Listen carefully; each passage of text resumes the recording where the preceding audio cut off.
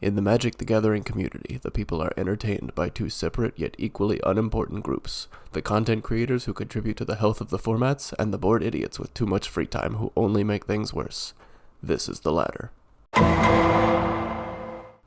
Hello and welcome back to the Locthwain Lobby podcast. This is episode 15, and I am your host, Aeryn Second of Locthwain. I am joined, as always, by my co-host. He is the second land in your deck, 10 cards down.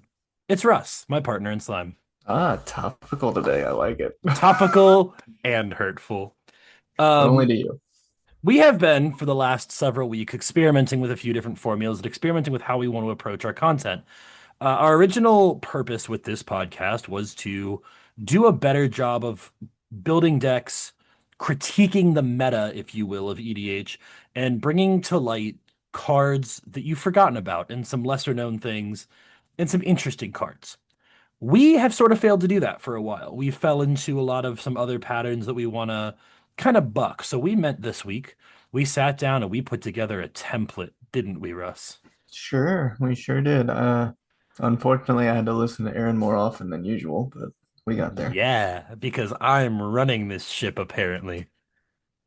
You're running part of the ship. I'm the person, hold on. I'm the person up on the top of the deck barking orders. You're the person on the lower deck with the actual workers telling people how to actually do things. Yeah. It's like we're both first mates and the captain is our community.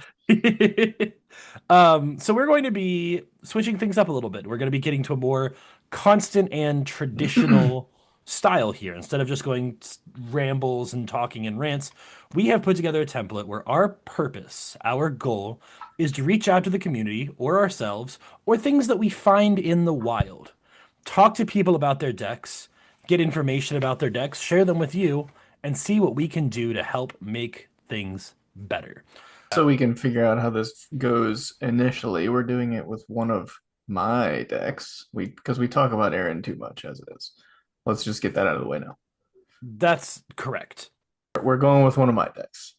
But before we get into all of that, let's talk about this week in Magic. That's something we're not getting rid of, and I really like this segment. Russ, what do you got for this week in Magic?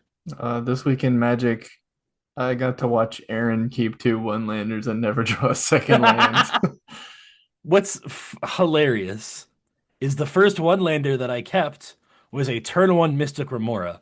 I In seat drew four. in seat four, and I still drew 10 cards off of that fish. And I never once saw a second land. I ended up scooping on turn like six after drawing 16 cards and no second land. That was fun. The second one was just memes. If I had pulled a second land, I 100% would have won the game. Unfortunately, it just didn't work out that way.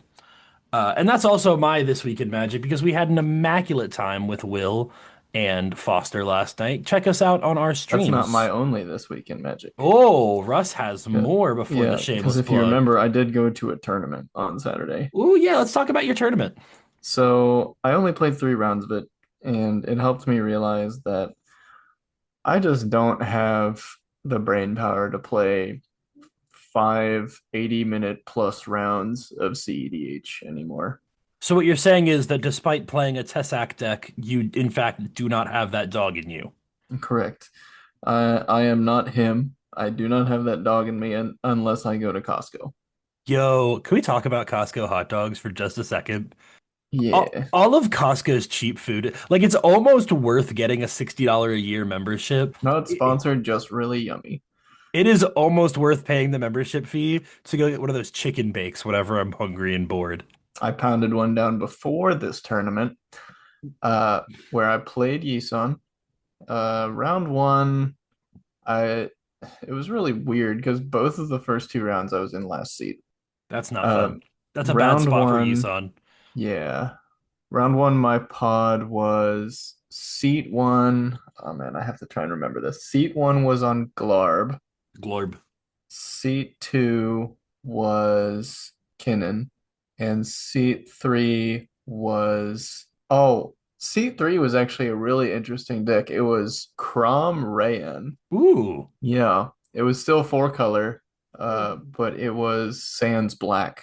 Or no, Sans Undertale. shut up. It was Interesting. So it was a and Grixis build. No. Isn't Ray? Oh, Rayhan's green black. It was Yeah.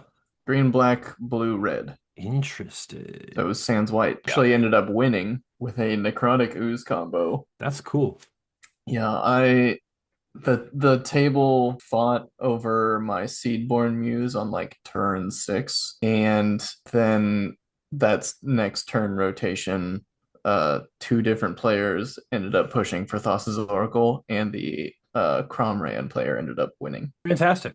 Love to hear And no that. one had interaction because they burned it all on my Seedborn Muse. Yeah, I had a similar situation this week. I played game one, which was game one of the season for the Howling Salt Mine CEDH League, and I was in a really good spot. I did a great job controlling the board. I realized I wasn't going to win around turn four, but I was in a really solid position to force a draw. The problem was no one else played any interaction, and the Gitrog player was kind of allowed to just do whatever they wanted, and that ended up shutting down the game. I planned ahead. I thought about the builds. I shut down the Aang deck very well. I'm proud of that. The other build was a Kellen Fey-blooded build, which I was interested to see. Did not let them drop the turn one tutor off the Gemstone Cavern, so which kind of shut them down a little bit, put them behind a turn. And then the Gitrog player won with a discard dredge combo, as Gitrog players do. So it was a fun game, fun time. I think we both had a good time in CEDH this week, but I'm I'd like to excited. talk about the other two rounds. Well, I won the second round. It Oh, was a did three you? pod. I thought you 0-3'd it. Yeah, go ahead. No, I went 1 and 2 before I dropped. So my round two, seat one was Atraxa, the newer one, Yes. which I believe is a food chain deck, but I could be wrong on that. Seat two was on Kefka, and then I was in seat three, and I dropped a Collector Oof on turn two, and they only had artifact mana, and so I kind of just got to Fantastic. run away with that game on turn 4 or 5, I think. What if nobody was allowed to play? Except me because I'm cool and handsome. Game three, I was actually in seat two for once. Seat one was Lutri, and then seat two was me. Seat three was Rog Thras, and then seat four was Zada. Shout out to the Fumbles. Shout He's out a to the great guy. fumbles. And Lutri on turn one did just land pass, and then I played land Vexing Bubble, and Rog Thras then proceeded to cast Rog and get it countered by Vexing Bubble. But the vibes were really good in that pod, and not only did he then cast Rog on his next turn for 2 mana to get around the Vexing Bubble, but he also later in the game cast a Summoner's Pact while there was Vexing Bubble still on the board. He said it was his greatest shame as a Magic player that he cast 2 0 mana spells in one game into a Vexing Bubble, into the same Vexing Bubble. Fantastic. But then he ended up winning that game.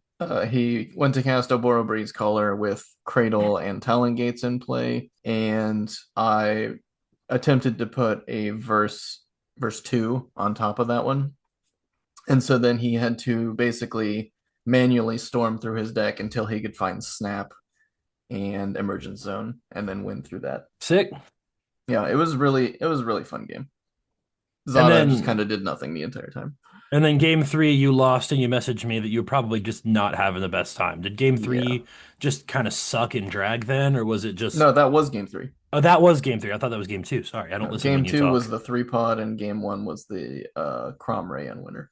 I find that when I truly listen to you talk, my brain cells just wither a little bit. Yeah, that's fair. Speaking of withering,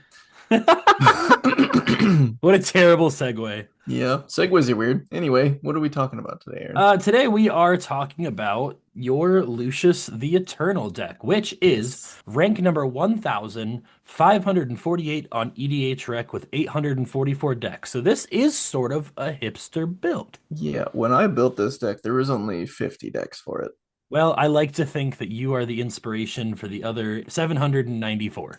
I know I'm an inspiration for at least one of them. You're the inspiration. Um, so let's talk about this deck. Walk us through a primer. Walk us through a day in the life of Lucius the Eternal.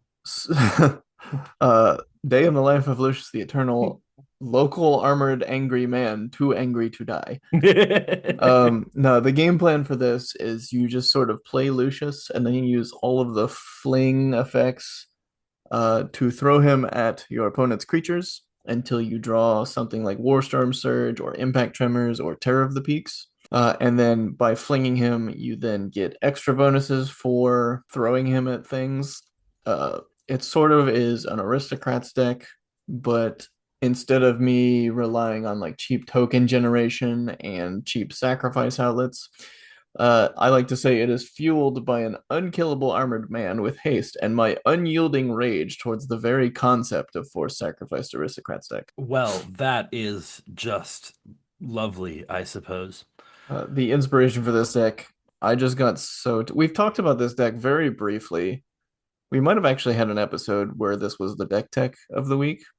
Yes. But this deck was inspired because I was just so tired of playing against Dictate of Erebos, Grave Pact, all of those types of effects that force you to sacrifice a creature. That's fair. I love this deck, and you know I love this deck. I have some questions. Clevens. Quebbin. Going into what we've talked about this week, or not just this week, but specifically this week because you got a game in with Lucius, and I noticed a few things. The conversation we've had about Lucius is it has one of two problems. It either gets going way too fast, or people know what it does and refuses to let it go off. Would you say that's a pretty fair assessment of Lucius? I don't know that I've ever had a game where I just get going sooner than like maybe turn three is the fastest I've ever gotten Lucius out. That's pretty fast in bracket too, buddy. Yeah, but Lucius on his own is just a 5-3. So the questions that I have are less questions and more. You're going to listen to me complain about your deck for a minute. Um, I had a few observations, and those observations, those questions link into the swaps that I suggested that I looked into that I liked. So, what I have for so first of all, what are you doing with Overlord of the Baelmerk without any significant reanimation? That So card Overlord of feels the very Baelmerk, out of place. yeah, I understand why that is, but I need so the way that Lucius works, if he loses the target that I fling him at, he just stays in the graveyard. He does not exile himself, and so I do not have another opportunity to put him in the command zone. That So is fair. Overlord of the Baelmerk is there for recursion, which So happens somewhat often. So that brings me to my first recommendation, because that's kind of what I figured. You're going to run across players like me that run stifle effects, that run anything that stops a triggered ability, because that's a strong thing nowadays, and it's becoming more popular in the interaction packages. My first note is that I would 100% recommend running some decent reanimation. I understand not wanting to go into the base reanimator package because it gets a little redundant and a little monotonous. You have Victimize in here, which is thematic, which is interesting, which is cool. It's one of my favorite cards. You could sack Lucius, do the thing, get two things back. Lucius comes right back. Great. No questions there.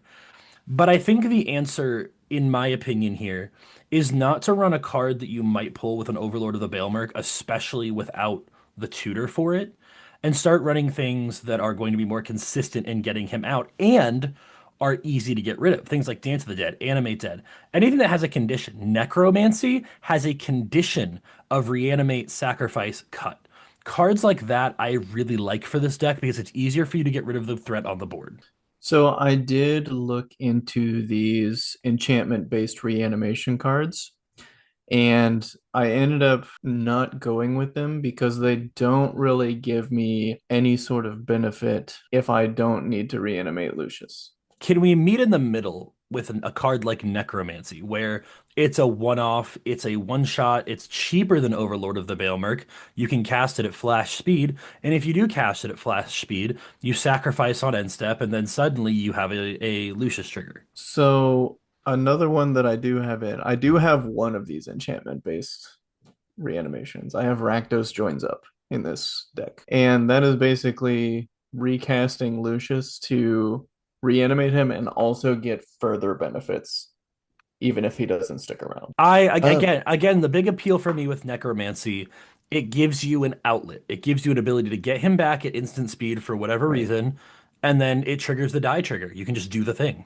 I can see that. I will definitely throw that one in the considering pile. Let me talk about. I have two cards that I really want to find replacements for. Yeah, let's look. I probably have them on my notes, to be honest.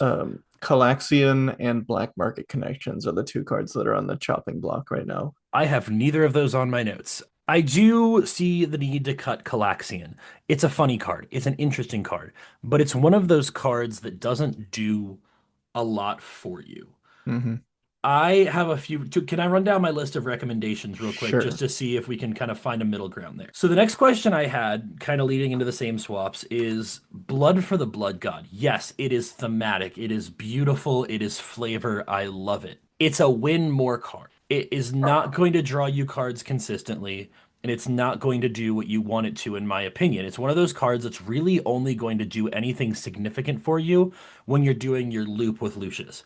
I recommended cutting the Blood for the Blood Gods for a card like Grim Specs. Something that is going to be more consistent going off, something that is a lower Aaron, mana cost and easier to get out, etc., etc. Aaron, Grim Haruspex is already in the deck. Grim Specs effects then.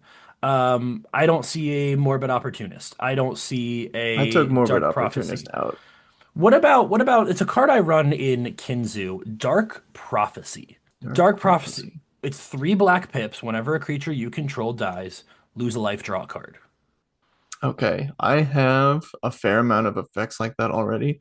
But before we get too far away from Blood for the Blood God, I do want to establish that it does not only say for your creatures that Yeah, die. it says for each creature that died, for So sure. the amount of times that I've gone Blasphemous Act into Blood for the Blood God, draw 8 cards, that's why it's in there.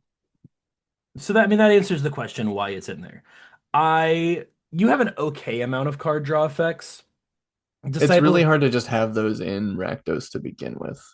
I don't entirely agree. Honestly, Dark Prophecy is a good Calaxian cut. I It's the same. mean, It's the same mana slot, and it's going to be do cooler things for you. It's going to help push your game plan a little bit more, and it's kind of just as easy to cast, in my opinion. the issue is I'm not running Dark Ritual, so getting to triple black can be kind of tricky. Let's talk about you not running Dark Ritual because it just so happens to be on my list. I used to run it.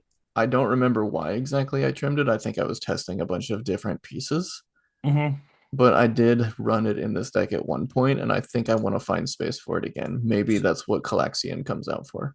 so that's a good spot. Calaxian for Dark Ritual. I recommended, and I wanted to ask about this as well. Requiem Monolith. I understand why it's there. Yeah, that card's another one on the chopping block. I was testing that one out just because it's a new card and I wanted to see if it would help with card draw. Um, it doesn't. So the recommendation that I put in there, it's a sorcery speed effect already. So I didn't want to go too far off and make it something that's much stronger or much quicker. The card that I directly recommended was Mask of Gristlebrand, if you are familiar with Mask of Gristlebrand. Yes. Let me reread it just to make sure I don't Uh, misremember the effect. one Max. black, equipped creature has flying and lifelink, and whenever it dies, you may pay X life where X is its power. If you do, draw X cards. Yeah, so the issue is this kind of just becomes more expensive to equip Skull Clamp.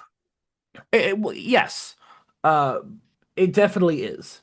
It this deck already tries to run really lean with its mana as far as activated abilities go. All Hmm. of my fling effects are, except for like one of them, I think, is 2 mana or less.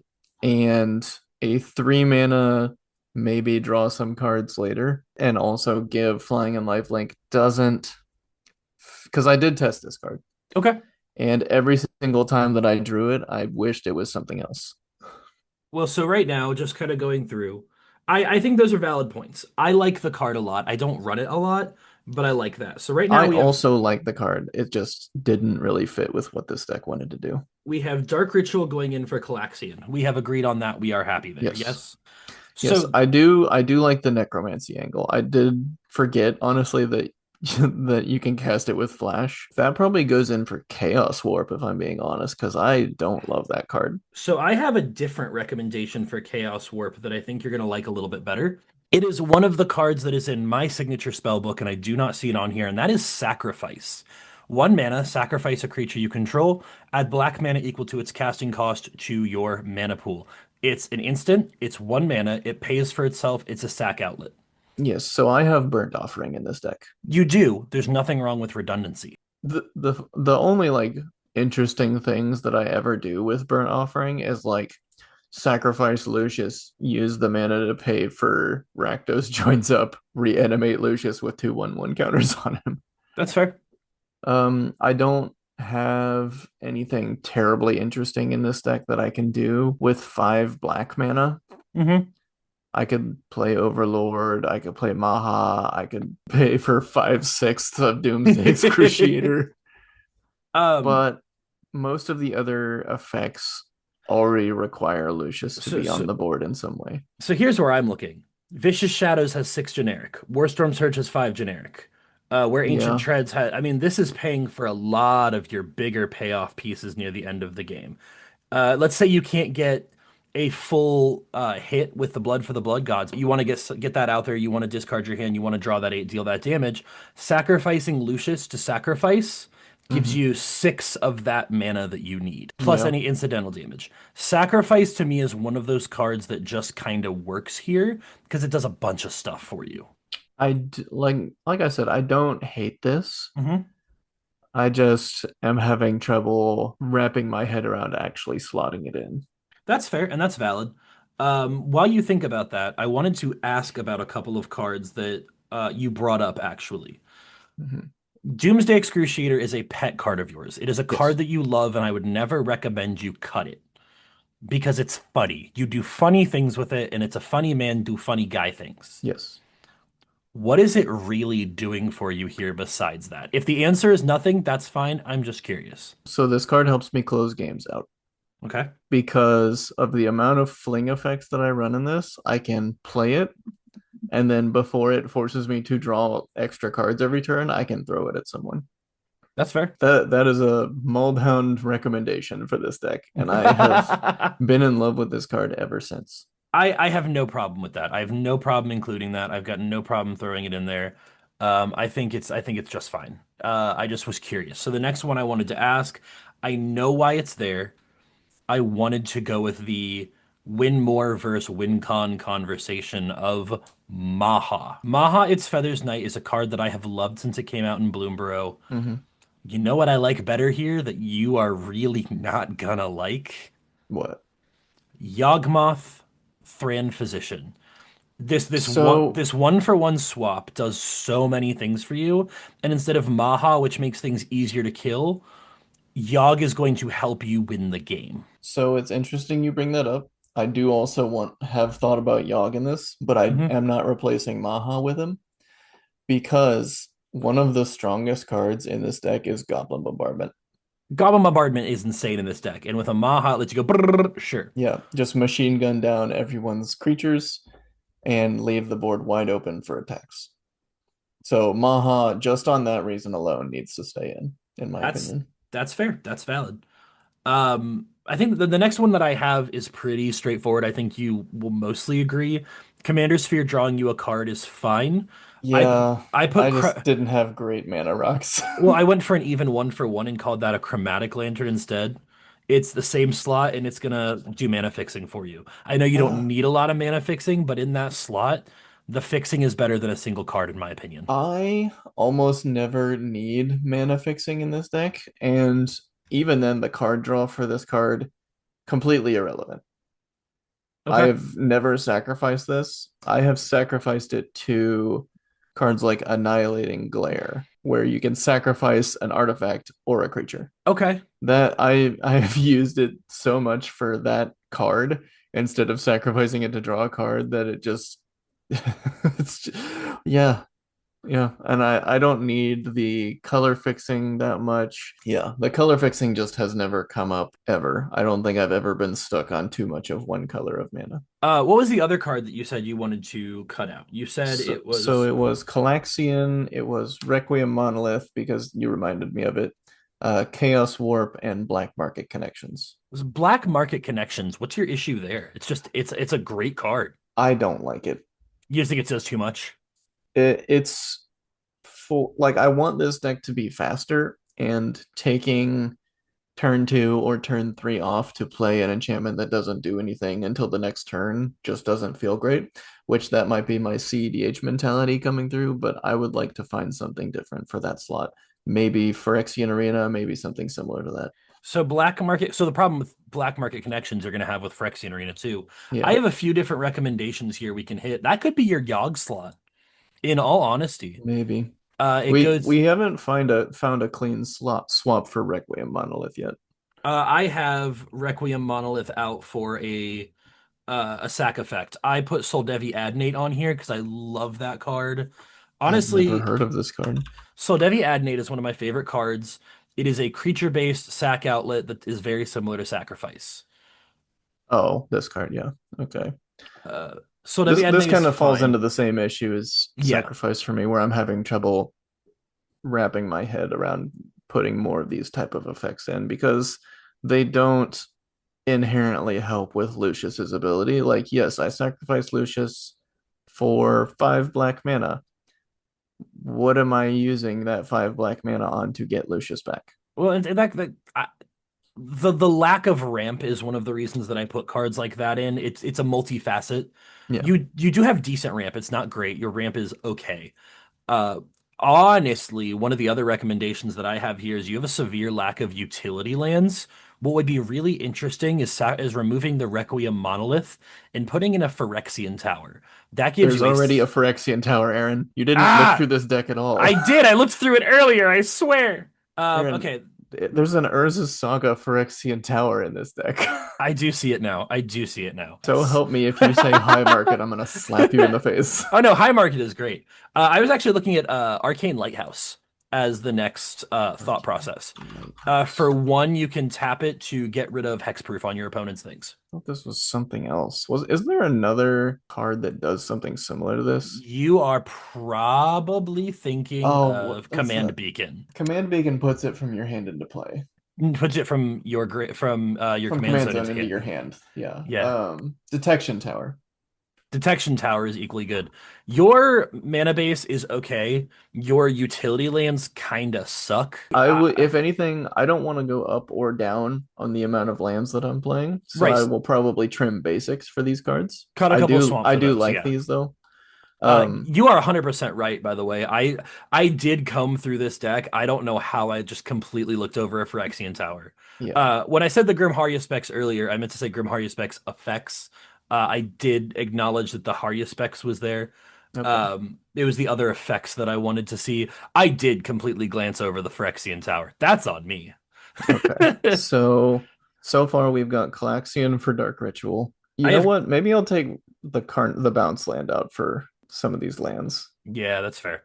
I Requiem Monolith comes out for Yawgmoth. Black Market Connections. I have Chaos Warp for Necromancy. Okay. So then what are we taking BMZ out for?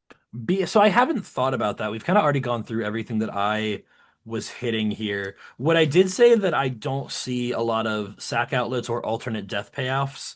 They're there, but in a deck that's entirely based around killing your dude and then unkilling your dude, Killing my dude, then killing other dudes.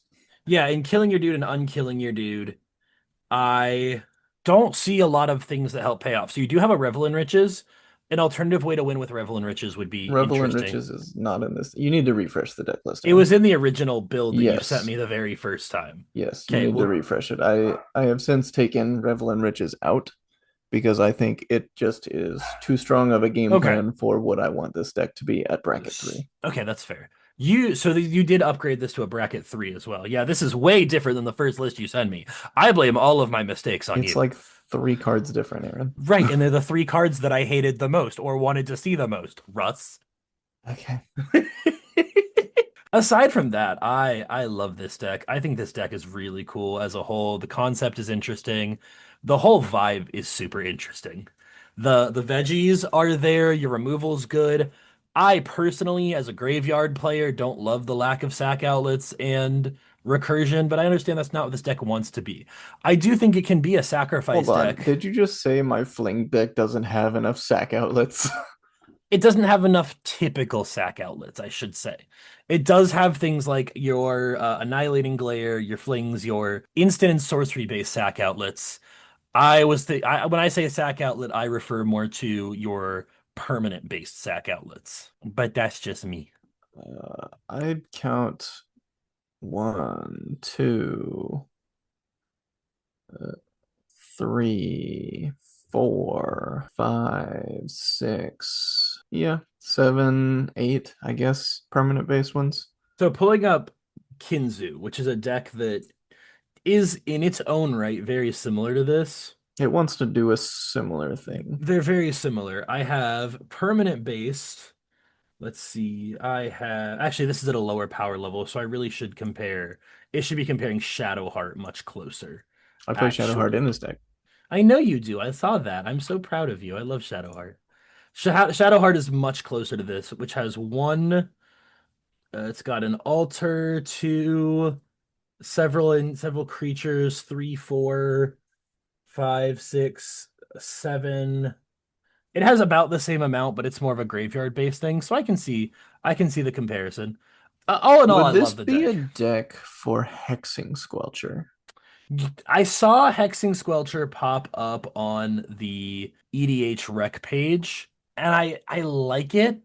Okay. It goes back to what you were just saying. It feels like one of those cards is a little bit stronger than you might want the deck to be. Yeah. I wanted to try and get like maybe a turn faster, and I think a lot of these things that we've mentioned does get me there. Ooh, I actually have never seen this card before. Grafted War Gear. Have you never seen Grafted War Gear? I just assumed you'd already run that and cut that. I love Grafted War No, Gear. because like a big part of this deck that I really enjoy is like the recurable power bonuses to Lucius, like Hmm. Hero's Blade, Sword of the Chosen. I love those kinds of effects. And so a 0 mana equip that gives +3/+2 feels really strong.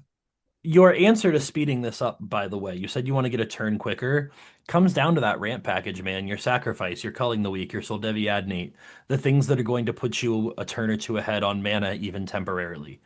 If you want to gain a turn on the deck, that's where it comes from in these colors. You don't have, double checking my math here, you don't have any of the red rituals either, which I get. Those are just generically good, cool. Yeah, this deck is, I believe, yeah, this deck is 62% black and 38% red. So I Yeah. don't have much use for the red So, rituals. so you'd be looking more at a culling the weak or a dark rid or a sacrifice. That's where you get What's the other one? The one that has threshold. the one that has threshold is there's dark petition. No, that has spell mastery, doesn't it? That's also a tutor. It's also a tutor, but it adds three Um, black mana. is it just calling ritual? Might be culling ritual. It's culling ritual. Um, is what one sacrifice. No, culling the weak is one sacrifice add four. I think you are thinking of culling ritual. They're very similar. And that's where you get to turn faster. And I know you don't entirely know where you're going to spend those things. My thought process is it's multiple activations of a certain of a it's multiple instances of a fling in a turn. It's multiple bigger spells in a turn. It's speeding you up. It's getting the big things, the killers out quicker. That's why I run them. That's where your money is made in black and red. As a lifetime black player, they're kind of non-starters in deck like this in terms of argument. You just got to play them. Another creature that I've been thinking about was lethal, or not creature. Another card I've been thinking about was lethal throwdown. Lethal Uh, Throwdown is cool. just because of how often Lucius has a skull clamp or a hero's blade or something like that on him. I do like Skull Clamp. I was going to comment on Skull Clamp being in here, just because it doesn't immediately kill most of your stuff, but I definitely see the appeal and the power of it. Yeah. Even if it's just like equip skull clamp onto Lucius, ram him into something that's obviously going to kill him. Yeah. I don't know if we ever got a final answer for a cut for BMC. We threw a couple options out there. Yeah. Have I talked you into an extra ritual? Mhm. Let's run through all the cuts real quick. So we So Calaxian. Calaxian for Dark Ritual, Yep. Chaos Warp for Yawgmoth. Requiem Monolith for Yawgmoth, Chaos Warp for Necromancy. Right. It doesn't really Um, matter. They were both coming out in two cards we're going right. in. Um, Black Market Connections. I don't know yet. Yeah, let's go down to the lands because I know what's coming up today. So Rakdos Carnarium comes out for Arcane Arcane Lighthouse. Lighthouse. Probably a basic also comes out for Detection Tower. Go down on a mountain probably for a detection tower. Well, what was the other utility land that we talked about? You yelled at me because I didn't see the Phyrexian Tower. Yeah, but that's normal. What was the other one? Command beacon. Command Beacon. I don't think I need Command Beacon. I Uh, only ever cast Lucius once per game. yeah, if you're casting Lucius more than maybe twice in a game, something's gone horribly wrong. Oh, maybe BMC comes out for Nowhere to Run. I was looking at Nowhere to Run in the maybe board. I like Nowhere to My Run. issue is that it's just so hard to find a copy of right now. Yeah, it's one of the best cards in Standard, believe it or not. Yeah. Turns out when you print good cards in Standard, Standard gets healthy and people play good cards. I don't believe there's any other cuts that I wanted to make. So, Hold on. Before we wrap up here, I have one more question I want to ask you. We're okay. talking about bracket two is where you want this to live. No, I want this to be in bracket three. You did want to upgrade it back up to, okay, you did put it in bracket three. It's in bracket three. I want it to just be a slightly faster in bracket three because it kind of lives in this weird limbo of like sometimes it's middle bracket three, sometimes it's upper bracket three, but it never is like clearly in one or the other. So here's my question for you. Does it defeat the original intent of the deck going around Grave Pact to run both Maha and Yawgmoth in the event you have them both? How do you mean? Maha makes all your opponent's things a one drop. Yawgmoth is putting neg one counters on things. Well, it kind of just does the same thing that Goblin Bombardment does, so it's just redundancy for that. Okay, if that's, I think that's a good way to put it. It's a Because I'm little, not forcing opponents to sacrifice anything. I am okay. being very clear. This is the thing that I want to die. I'm I, not giving them a choice in the matter. it's just important that we challenge those kinds of Yeah. things. And I hope when we have these conversations about my deck, we challenge the same thing. I do like Yawgmoth in this too because it gives me a way to get around like indestructible things. I'm mad at myself that I didn't buy a Yawgmoth when they were $12 because it is once again back up to $40. Turns out when cards are good in other formats, they get expensive again. I love this deck. I love everything about this deck. It's always fun to play against. I just kind of saw you got blown out of the other water the other night, and I wanted to look for ways to get you online faster. If you had gotten the Terror of the Peaks out a turn faster, what would have changed? If you would have gotten X out a turn faster, what would have changed? And that's where my recommendations came from, is how can we get you that extra turn? And maybe I just try to find space for a Final Fortune in this deck. No, that'd be a terrible idea. How about instead of a Final Fortune, we stick it to thematic with Lucius and go for Chance for Glory. Chance for Glory is a card that I run in Bassandra. Chance for Glory is one red white creatures you control gain indestructible. Take an extra turn after this one at the beginning of that turn's end step, you lose the game. Local man too angry to die takes over game, then dies. I'm not in Boros. But what if you were? It Then would I be would not be playing here's the Lucius the thing. Eternal. I would 100% let you rule zero that card in and make that a black pip instead of a red one. If it's you and me, I let you rule zero that in. Final Fortune, Last Chance, Warrior's Oath would be flavorful. Yeah, it would. Or Temporal Extortion. Ooh, temporal extortion. Anyway, I think we have beaten this point as far down as we can go. Russ, how do you feel about where your deck was when we came in and where it is now? I was kind of starting to just in general get burnt out on Casual Commander, and this deck was still at the top of my like favorites list up there with Safi. But even then, I was still just as much as I love this deck, it wasn't doing a very good job of pulling me out of Mhm. the bummer hole that I was in. And now with the changes that we've made, I feel like it has the chance to sit in that upper bracket three range that I really like playing in. Yeah. I don't know, it just there's so many effects that give hexproof now, so that Nowhere to Run, Detection Tower, and Arcane Lighthouse, I feel like are the strongest ads. So I agree entirely. The utility lands do so much for you. I love utility lands. Let me put you on a spot for a moment here where we normally would do something else. Wrapping all of this up, you are satisfied with this where it is. We've added some things. What is a deck building tip that you have learned through the process of developing this deck that you want to put out there and apply? Ooh, a deck building tip. Make sure that your co-host reads the entire deck list.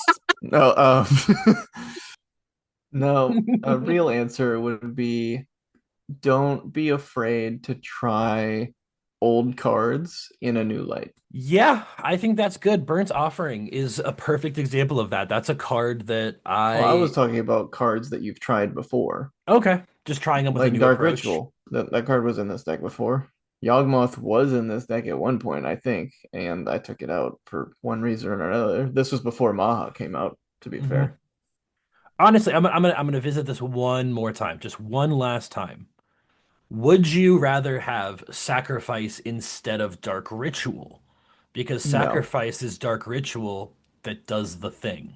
I am trying to, because this was a point that I was really stuck on for a while with this deck, but I have ended up minimizing the amount of effects that I have that sacrifice Lucius without killing something as well. That's fair. That is why something like Reckoner's Bargain isn't in this deck anymore. Okay. The only there's three cards that just sacrifice Lucius for, or sorry, four cards that sacrifice Lucius without killing something as well. That is Village Rites, that is Nasty End, that is Corrupted Conviction, and that is Burnt Offering. Okay. So your tip for the week then is give cards a second chance. Just Yeah. because you cut it once doesn't mean you can't get another life. And I think I'm happy with that. Are you ready to go to close? Well, hold on, Aaron. We're Before we close, no no I no have to no ask you something. no no. Wet weapon. Where Quebin indeed. The question Dracula, you big nerd. Where's my weapon? the Quebin of the week or question of the week is a thought experiment that we put out every week to get you to think about your decks and what you're doing. We've been terrible about doing it, but we are back. It is live and we are doing it. Russ, I'm going to once again throw it back at you. The question of the week is when is a good time to try a card again?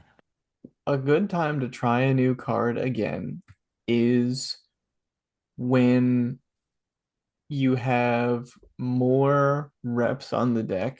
I like to reconsider some old cards after about 15 games without it, somewhere 10 to 15 games. I like to reevaluate cards that I cut and see if they felt better, if the deck felt better before or after I cut them. I think that's a good answer. Develop the deck more, learn more about what the deck wants to do, Yep. and once you have an answer for it, yeah, Alternatively, after something new comes out, like that works. Yawgmoth with Maha. Yeah, Yagha, as we will call it, is a really cool card. Yaha. Yahoo! Send us to close, buddy. Let's get out of here. All right. Well, what's your answer for the Quevin? I'm just agreeing with you. I like that answer a lot. Wow, taking the Yeah, low-hanging fruit, take taking the the easy lowest way hanging out. fruit. I am a stickler for retrying cards. Like it's just not something that I like to do. When I cut a card, my brain tells me, don't put it back in. You cut it for a reason. I think new experience with the deck, further reps and developing it further is a great time to revisit some of the cards you've cut, put them back in and try them again. All right. Well, ladies and gentlemen, guys, gals, non-binary pals, thank you all so much for listening and watching this time if you're on And YouTube. watching. Make sure you head on down the description town. Check out our link tree that'll be down there. It'll have the link to our Discord, it has the link to our Spotify and our YouTube. It also has the link to our Twitch channel, where by the time this episode comes out, we will be reopening deck roasting submissions for our Twitch stream every Woo. Monday at 7 p.m. Eastern Standard Time. Adding on Uh, to that, should you decide you want to join join our, not your, our Discord server, we are going to be opening up submissions as well for future episode. As we mentioned at the top of the hour, we are expanding what we want to do. We want to get the community more involved. We want to see more decks. We are very insular with what we see. We are very insular with the community we have. So we want to invite you to join us. Show us your pet deck. Show us the tech that you are most proud of. Maybe we'll do an episode on it. Maybe we'll have you on for the episode to talk to us about the deck. We're excited to see what you bring us. If you hop in the Discord, you may just have the opportunity to be on an episode of the Locthwain Lobby. and also, Aeryn and I are perpetually in this Discord. We spend far too much time in there. I don't think there's anything else to say about it other than join the Discord and hang out with us, answer the questions, get some games in with other people. Do you have anything else, Aaron? I'm good to go, bud. I think we have something we need something we need to say before we leave, though. Yeah, we can just gotta remind everyone that the best wins. Are the flavor wins? Make sure you hit that link in the description. Check us out on YouTube and Spotify, and thank you for joining us. And slam that bell to make sure you get notifications. Slam the bell like you slam a basic land. Good night, everybody, and thank you for joining us.